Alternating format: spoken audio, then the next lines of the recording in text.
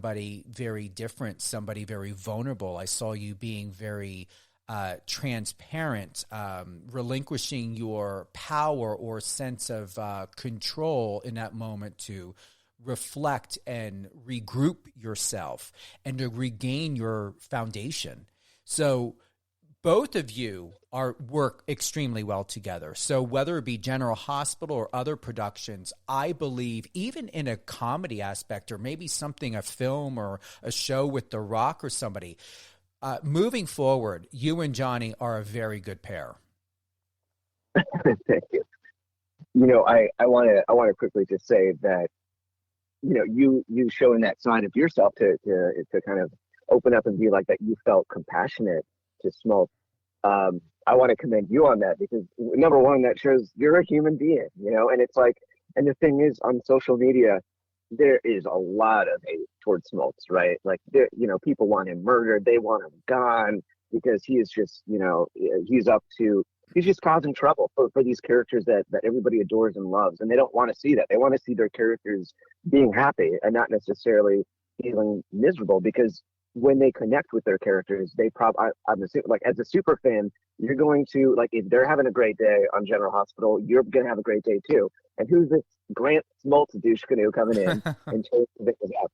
So yeah, that it's really cool to see that there is some compassion for him, and I commend you on that. And it'd be interesting to see if other people felt that way too. And additionally, you were talking about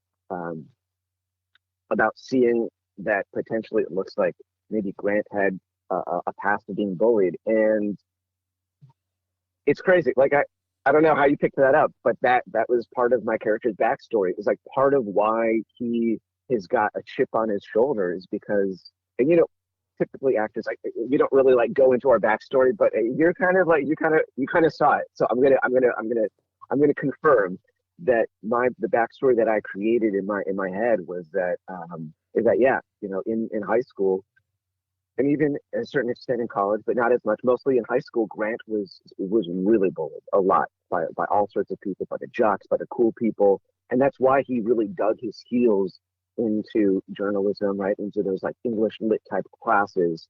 And when he finally, had a career to focus on, all that angst built up. Like, he's got something to prove. He wants to prove all those bullies wrong.